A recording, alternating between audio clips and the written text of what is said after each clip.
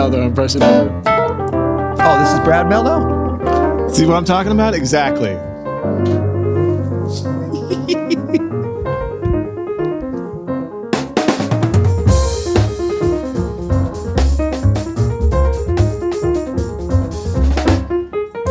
I'm Adam Manis. And I'm Peter Martin. And you're listening to the You'll Hear It podcast. Keys. Hey. Explained. Keys Explained coming at you today. More coming on that later. I love it so much. Coming at you today, sponsored by Open Studio. Today we're talking about one of our favorite keys player, friend of the show, the great Brad Mehldau, who had a terrific interview with the great Rick Beato. Right. And we're going to talk a little bit about that. We thought we'd play We're a little bit. We're going to break it down. But first, we got to apologize. No. We don't. I didn't know we were doing Brad Mehldau. You didn't know we were doing Dear Prudence? Once you start, I'm familiar. Once you started the vamp, I was like, oh, that's Beatles, right? Yeah. I didn't know we were supposed to be imitating Brad Mehldau. Yeah, well. So that was a bad imitation. Here's the thing. Every time I start to do some kind of Mehldau-ish thing, I start to go into an imitation, and then I just totally lose my focus because I'm like, I start laughing at like, that's Brad. Fanboy? A little bit of a fanboy for sure. 100% fanboy. But it's funny because I don't think when we go into that, I always go back to the Brad Mehldau with Christopher Holiday days. That's how far I go back in terms of hearing. Christopher Holiday, wow. Are you familiar with this work? No, I don't know. Saxophonist. Yeah, that was the first time I heard Brad. It's back in New York in the late 80s, early 90s? Late 80s, maybe 90, 91, 90, something like that. Yeah. Chris Holiday was a young and upcoming bebopping alto player. Yeah. And that's what Brad was doing. He was not doing this style of stuff, but... So we'll link to this full interview. This is an interview with Rick Beato and Brad Mehldau called The Greatest Jazz Pianist of Our Generation, right? Humbly titled.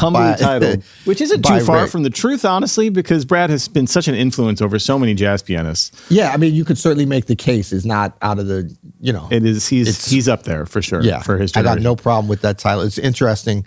I think that, we're going to talk about it, but I think that Rick did such a wonderful job. Like his interview skills have gotten so interesting. And, it's funny. Like I always figure when somebody, like what is the mix to be a great interview between, he or she is asking the question I was just wanting to have answered. That's right. But to me, the next level is like, that's actually what I want to hear him ask, and I didn't even think of that. Didn't even think about it. That's even better. Sometimes the obvious questions are fine, but he's really good at kind of leading down a pathway with genuine curiosity and love for what Brad does, and I think brought out one of the better for what everybody jazz piano interviews. What everybody he's interviewing does. Like he's been, for me, like, and this is we'll get to Brad in a minute, but just talking about Rick Beato and his YouTube channel, which we know a little bit, not on that level, about coming up with a music YouTube channel and how hard it is and how difficult it is to make the content great, and especially interviews, and especially with the caliber of people that he's been interviewing.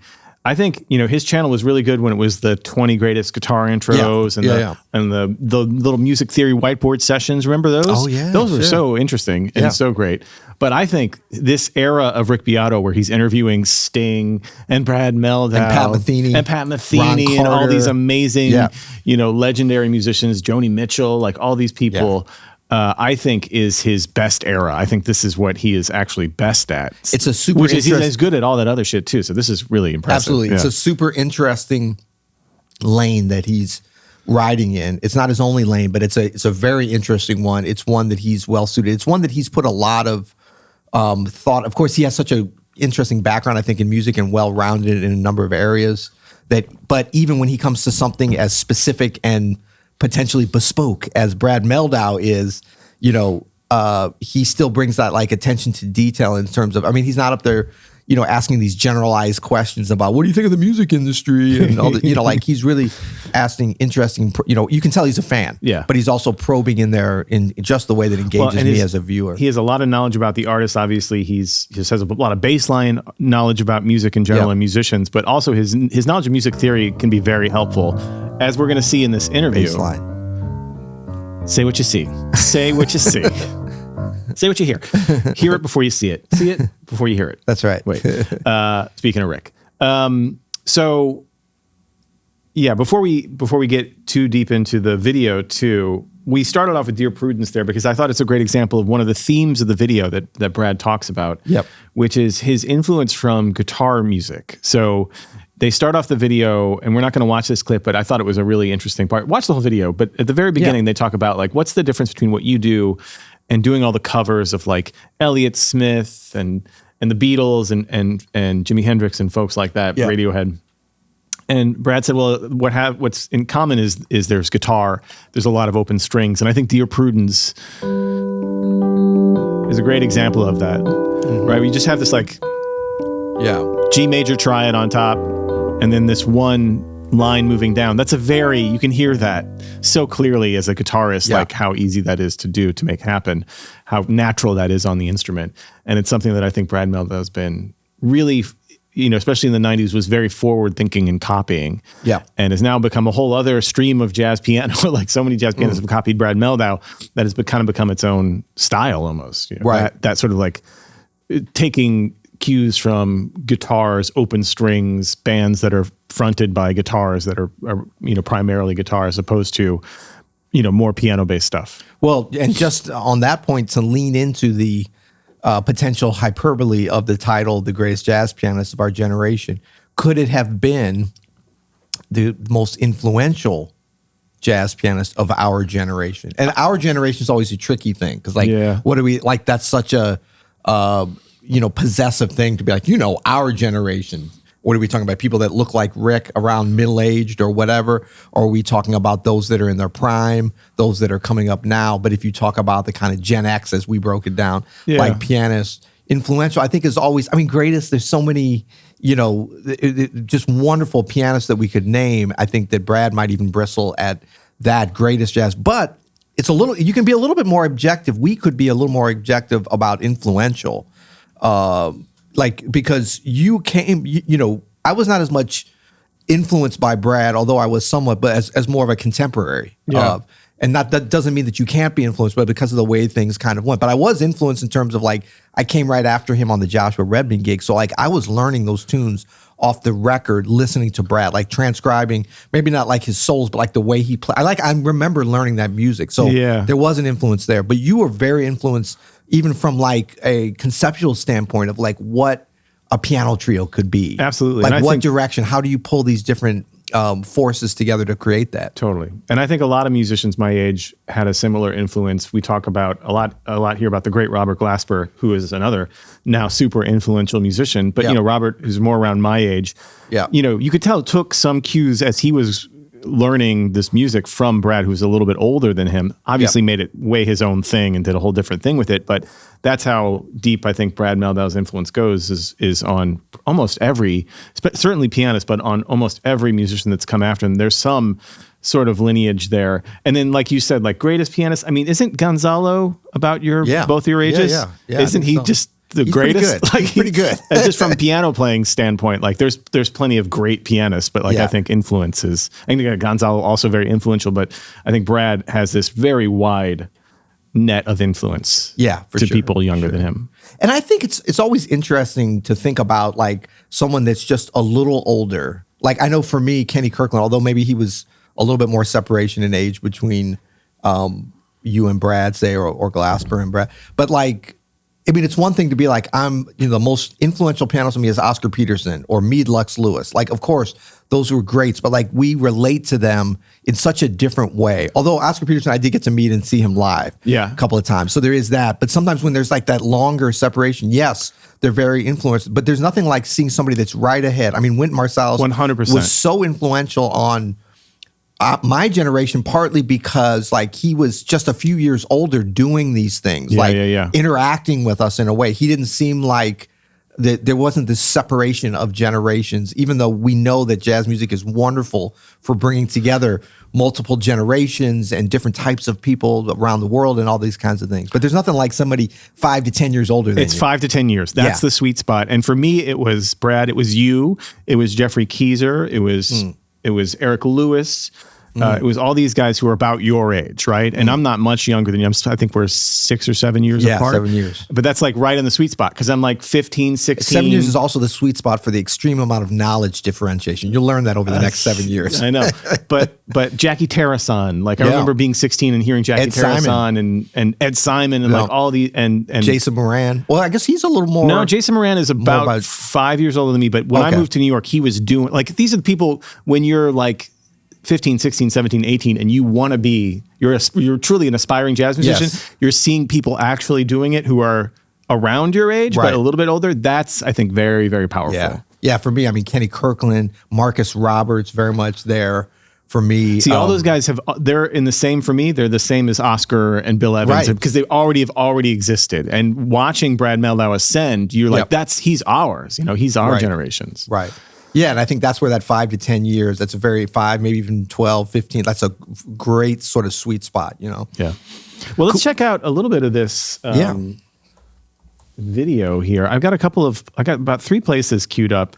You know what I love too? I just want to throw out there about what Rick does in this interview is like, he's very, I think, pure and honest to the music and to the artistry of, in this case, Brad Mehldau. But in like all of his interviews, he stays very clear in terms of like what he's asking and what he's trying to pull out of the artist, and he doesn't act any differently towards Brad as he does towards like Pat Metheny or Ron Carter, who are maybe Pat Metheny's more like his contemporary, but Ron Carter, of course, is an elder statesman. Like, he's approaching it from a musical and artist standpoint, like in terms of like, so in other words, he doesn't come to Brad and be like, okay, you're a young guy, I know you're really good and whatever. I mean, of course, he's not going to do that. Probably about the same age, right? Rick and Brad? No. Rick a little bit older, yeah.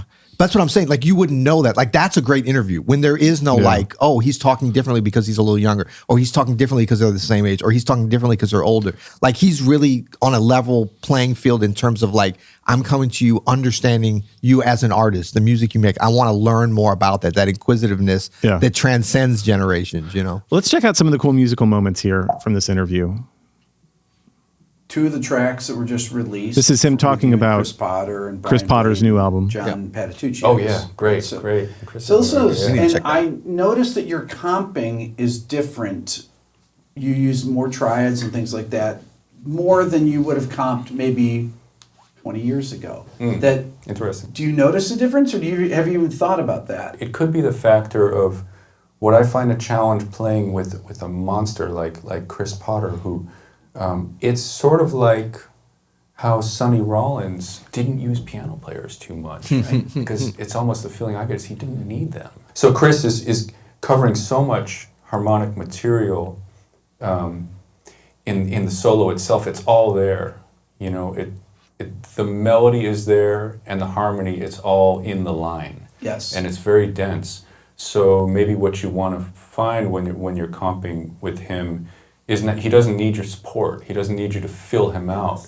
But maybe something that's key in the phrase or the chord or the tune that might give it more of a story to tell in that sense. So I just think this is incredible advice for incredible advice for pianists who are comping and just noticing. First of all, the level 1 is like noticing the difference between Chris Potter and another saxophonists who might need more harmonic support or demand more harmonic support. But that level of sensitivity, I think, is something we can all immediately take with us to the bandstand of like listening, asking yourself what is needed in this situation. Yeah, I'm really interested to hear this record because I've always felt like, I was reminded recently that Brad is such a great comper, right? Yeah. And because, he's so known for solo playing and trio playing and, different situations where maybe, with his trio, I think he does great comping. Yeah, he does. I just saw that. I mean, like, behind bass or just in terms of interactivity, like he's very,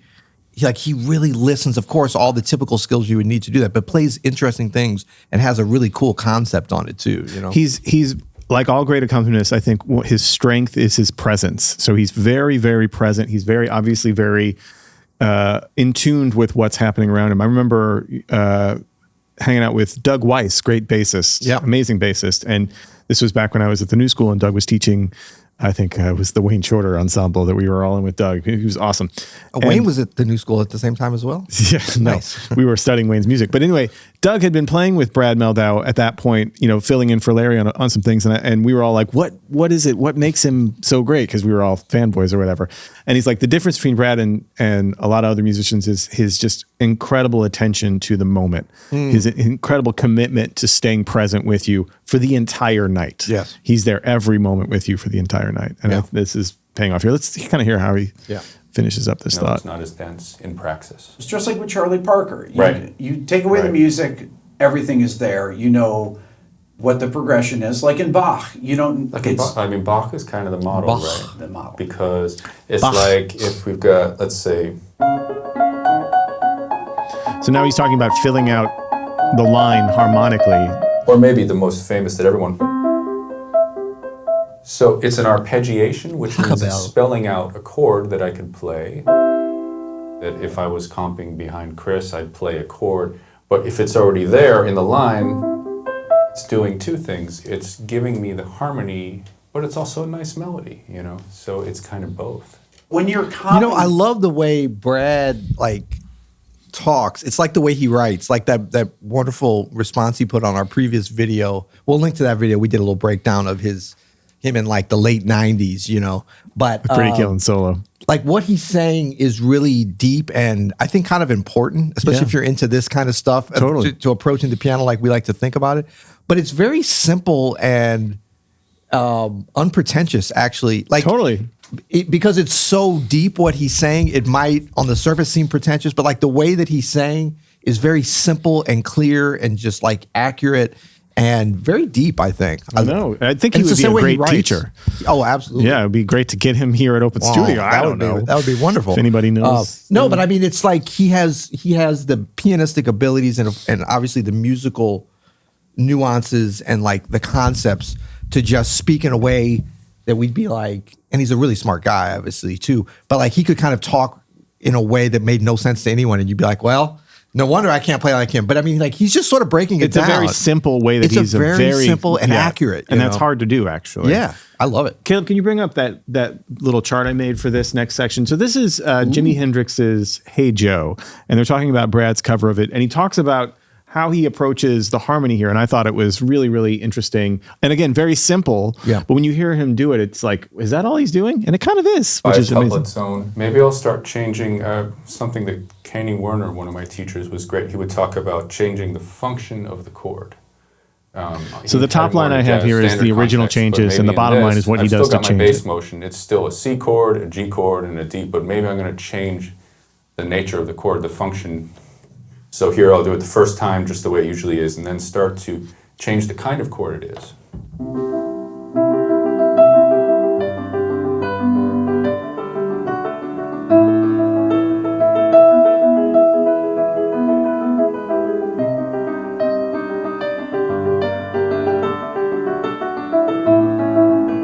Isn't that beautiful?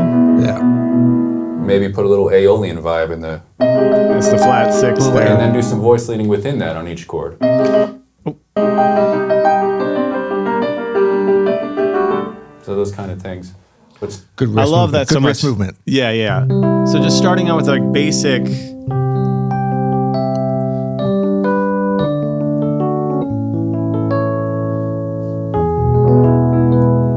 Right, just the basic triads, but then getting into what you might do. And I love that he talks about the Aeolian here, because this is a very Bradism. So when he goes to the minor, it might be that, but you hear this. Yeah. He's gonna imply that Aeolian thing, right? Key of E flat as a way to just change up how there's a lot of sussing, there was a lot of voice leading going on in the way he was doing it. And he was doing these 5 tuplet things too, which is a whole other level. He's just explaining it so simply. There's a lot more, of course, in terms of details, but he's letting that kind of come out organically in the music. No, there's like 50 years of voice leading training happening within that, but it's pretty awesome. So that's make the complicated sound simple. That's the way the masters do it. Exactly right. And there's one more area that I wanted to touch on here where he talks about sort of the evolution of the harmony of jazz and specifically the pacing on this interview is fantastic. Yeah, it's a long. I think it's like an hour and a half. Yeah, it's like 90 minutes. Which is hard to pull off. The pacing is on point. It's super worth it though. I highly recommend you just take your time and Wait, watch Rick, the you whole got thing. a YouTube plaque in the background. How did that get there? Oh yeah. Oh, interesting. like modes and more complex, That's a really interesting intersection there. So you go from Coltrane, right, and then you have Wayne almost at the same time. A couple years later, Giant Steps 1960. Then you get to Speak No Evil, that record. Yeah. Jazz harmony changed because of why? Why did it change there in the 60s? From Coltrane da, da, da, da, da, to He's on key. these other kinds of sounds? No? Is it just they were searching for things? What do you think about that?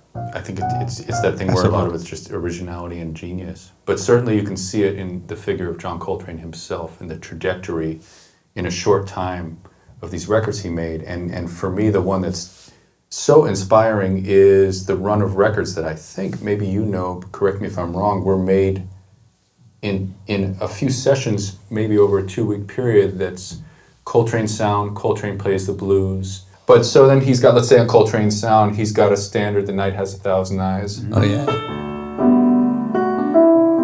So he's already taken it from this, and now he's going, pedal point. But still, we're in that harmony. But there's something here that's already looking forward to where he's going to go in a few years, which is going to be big chunks of pedal points. I just want to pause it here and just say, this is so brilliant. What he's saying here is like noticing, and we all can kind of get this, but I love this point of watching John Coltrane's evolution. This Coltrane sound, I don't know if you know Coltrane sound. Yeah, I love Coltrane sound. It's one of my favorite John Coltrane albums, album cover, especially from that era. Great album cover. Yeah. But to me, it is this transition between Giant Steps and Love Supreme Crescent era. Like you can hear it happening in all the pedal points, and then as Brad's going to allude to, he's still kind of working through his functional harmony era. But it's amazing to hear Brad talk like this and recognize these things so clearly. So for me, and thinking back to when I first met Brad and stuff, we were all like listening to Blade and Chris Thomas and Joshua, Brad, that whole little circle, whatever. It makes sense. But I love that he's picked out this is what I'm saying. Like he really knows how to focus in on totally simple and accurate and clear. Like this is one of Coltrane's most simple things that he did in terms of putting the pedal point, but he's able to just show it. I mean, like he could have been like, but he's 100% correct. This is that pedal more point complicated is the precursor to Crescent. Right. Like it's starting There's a musical trajectory flatten that out you can hear the heavy lines of the sheet, right? So that we're just like making things a lot broader, giving him a lot more room to put colors in there. Let's hear how he continues. But then it's going to be, as it goes on, it's going to be more his sound. It's going to be more modal over pedal points. And then he gets to the bridge and, but he's going to put some giant steps in there. So he's doing that. He's at this tipping point. He's starting to find it. It's so exciting to hear those records. Like the Coltrane Plays the Blues is also a great record. Got this, I think that's Mr. Day, maybe? Yeah.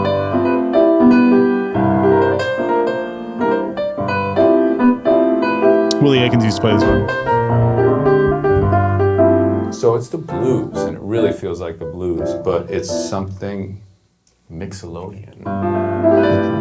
Mixolydian? Yeah. And the other thing I love about this record is McCoy Tyner, who for me is Mixolydian. I just got that. Like the great influence. And it's these records, and it's before he does this. Before he was into playing all the fourth voicings, and he played... Right, he did a totally different vocabulary. Yeah, it's thirds, right? Yes. And it's softer, and it's... Yes. And then it's interesting because he kind of leaves it. And then he goes on and he finds this fourth thing, and it's great. But yeah, so I think that's just this progression that happened in a few singular musicians, you know? And to see how it's concurrent with Wayne and what he's doing and the way he's writing. Man, this is like a jazz history harmonic bedtime story, the way he's saying. Man. I want to hear this, man. And again, like shout out to Rick Beato for conducting this interview, for leading these questions and this discussion in this great way. Leading questions. I mean, he's not like leading questions, but he is definitely like steering this. Ooh, Brad, who's the greatest jazz pianist of your generation? Is it you? Hint, it's BM are his initials. Shout out to Rick and shout out to Brad, and go check out the whole interview. And we'll link to it below. Till next time. You'll hear it.